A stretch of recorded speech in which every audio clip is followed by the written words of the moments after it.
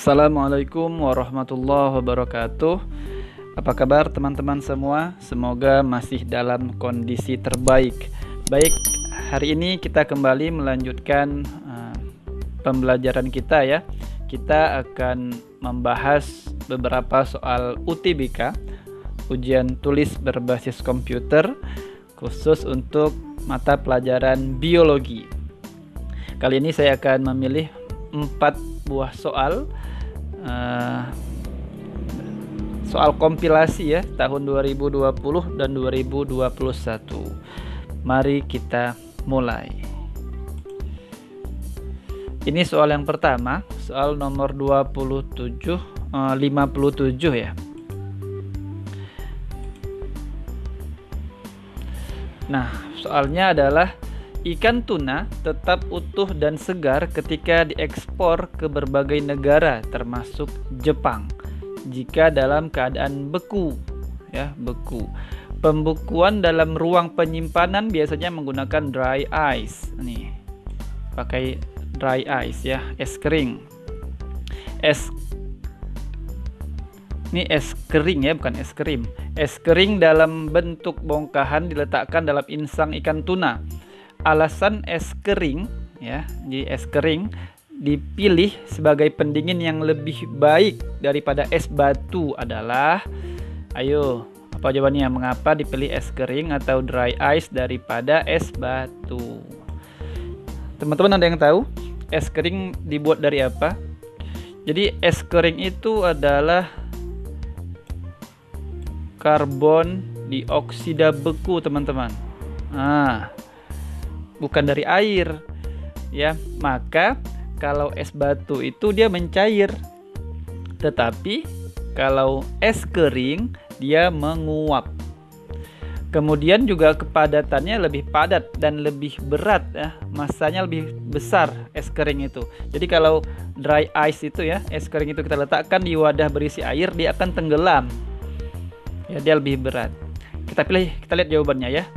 Soalnya tadi alasan es kering dipilih sebagai pendingin yang lebih baik daripada es batu adalah A. Es kering tidak mudah mencair dibandingkan dengan es batu. Oh, dia memang tidak mencair, nih salah. Karena dia menguap, karena dia dari CO2 ya. B. Es kering mampu menurunkan suhu ruangan penyimpanan ikan tuna dibandingkan dengan es batu sehingga lebih efektif bertahan. Kurang tepat ya. Yang C, es kering akan mampu memproduksi protein anti beku. Ini lebih ngawur, lebih tidak jelas. Yang D, karena es kering tidak melewati fase mencair terlebih dahulu pada tekanan udara 1 atm dia tidak ada fase cair. Maka jawabannya adalah dodol. Yang E, karena es kering lebih bisa bertahan pada perubahan suhu udara luar dibandingkan es batu. Ya, kurang tepat. Jawaban yang paling tepat adalah D ya, dodol. Kita lanjutkan ya. Kita lanjutkan soal selanjutnya. Nih, nomor 58. Selulosa dihidrolisis akan menjadi dimer. Ingat, dimer membentuk ya. Ini ada pertama pilihannya sukrosa, laktulosa, maltosa, laktosa, selubiosa. Sukrosa ini ingat, saya pernah bilang ada namanya malas. Ini untuk karbohidrat ya.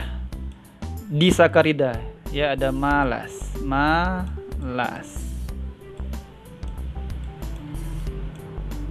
Nah, ma-nya itu maltosa nih ya. Ini maltosa. La itu laktosa. Nih laktosa. S itu sukrosa. Nah, ini disakarida ya, disakarida pada karbohidrat. Kalau selulosa ini dihidrolisis secara sempurna, maka akan dihasilkan glukosa kalau sempurna. Tapi kalau tidak sempurna, dia akan menghasilkan glukosa dan dimernya, namanya selubiosa. Maka jawabannya entok gitu ya. Nah, sementara kalau laktulosa ini adalah obat ya, ini obat. Biasa dipakai untuk konstipasi. Apa konstipasi? Ya, susah buang air besar ya.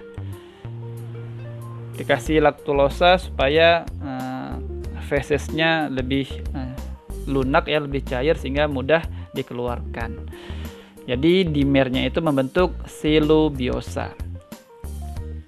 Kita lanjutkan. Nomor 59. Pernyataan yang tidak tepat mengenai organel sel.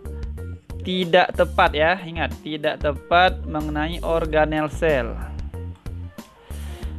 A. Di dalam vakuola sel tumbuhan banyak ditemukan sisa metabolisme. Di dalam vakuola sel tumbuhan banyak ditemukan sisa metabolisme. Oke, ini benar. Proses autofagi ya, autofagi itu dia memakan, ini biasanya kerjaan si lisosom nih. Dia misalnya menghancurkan organel sel yang sudah usang gitu ya, namanya autofagi. Dan autolisis dilakukan oleh lisosom, benar ya, dia punya enzim namanya lisogim. Konversi ya, perubahan energi cahaya menjadi energi ATP berlangsung di dalam matriks mitokondria. Ayo, ini cahaya nih. Ini kan fotosintesis. Harusnya kloroplas. Ya, bukan mitokondria. Maka ini salah. Ini yang kita cari nih, tidak tepat. Karena dia salah. Tuh dia. Badan Golgi banyak temui dalam sel-sel kelenjar. Ini benar. Badan Golgi. Ribosom mensintesis protein untuk bahan baku enzim. Benar. Oke, jelas ya.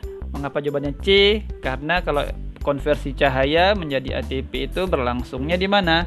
Di kloroplas, tepatnya di tilakoid. Ya, yang tumpukannya itu disebut dengan gerana, ya, itu pada reaksi terang. Saya lanjutkan. Nomor 60, ini soal terakhir sepertinya ya. Untuk video ini, nanti yang lainnya akan kita buat lagi. Tentu teman-teman boleh memilihkan soal untuk saya bahas ya. Saya senang sekali kalau ada interaksi dari teman-teman. Nomor 60, tanaman memerlukan unsur hara dari lingkungan untuk pertumbuhannya. Oke ya, unsur hara ya, ceritanya unsur hara. Sebagian besar unsur hara diserap oleh akar, sebagian besar oleh akar. Artinya sebagian kecil tidak melalui akar, bisa juga melalui stomata, mulut daun ya. Berikut ini yang benar terkait fungsi dari unsur hara dalam pertumbuhan tanaman adalah yang benar terkait fungsi dari unsur hara dalam pertumbuhan tanaman. A. Unsur nitrogen dapat langsung diserap oleh tanaman. Oh, nggak bisa. Dia itu dalam bentuk amonium biasanya, atau dalam bentuk ion nitrat ya. Yang B. Karbon anorganik untuk sintesis glukosa berasal dari udara. Karbon anorganik untuk glukosa apa ini? Iya, CO2. CO2 itu masuk melalui stomata. Dari mana dia? Dari udara. Kalau Anda masih ingat, nanti kan CO2 ini ada pada fotosintesis ada namanya siklus Calvin ya. Reaksi gelap ya, siklus Calvin. Dia fiksasi CO2. Hasil akhirnya apa? Hasilnya ya glukosa nanti ya, menjadi gula ya, glukosa. Itu dia. Glukosa. Yang benar kan? Berarti ini benar. Oke, kita cek yang lain. Unsur Fe itu Fe ya, besi ya, merupakan salah satu unsur utama penyusun klorofil. Salah. Kalau klorofil itu ingat saja unsur utamanya itu C, H, O, N, sama Mg, magnesium. Tuh, karbon, hidrogen, oksigen, nitrogen, dan magnesium. Gejala klorosis terjadi karena kekurangan unsur Ca. Salah.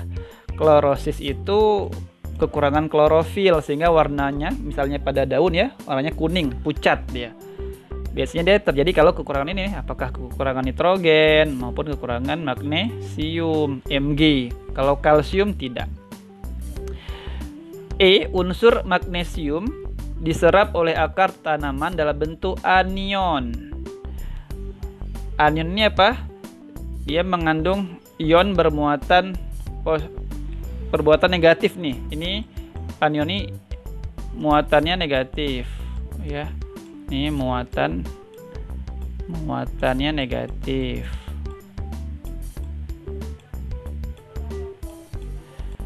Harusnya kation ya. Ingat, magnesium itu dia masuk dalam bentuk Mg2+. Nih, Mg ya divalen ya, Mg2+. Nah, dia 2+, dia mengandung ion yang positif, maka dia namanya kation. Mengandung ion positif ya, kation, bukan anion. Makanya ini salah. Maka jawabannya BB ya, jawabannya B. Baik teman-teman, mungkin itu dulu video kita kali ini. Terima kasih atas perhatiannya. Bila video ini dianggap bermanfaat, mohon berikan dukungan dengan memberikan like, komen, dan subscribe. Terima kasih. Assalamualaikum warahmatullahi wabarakatuh.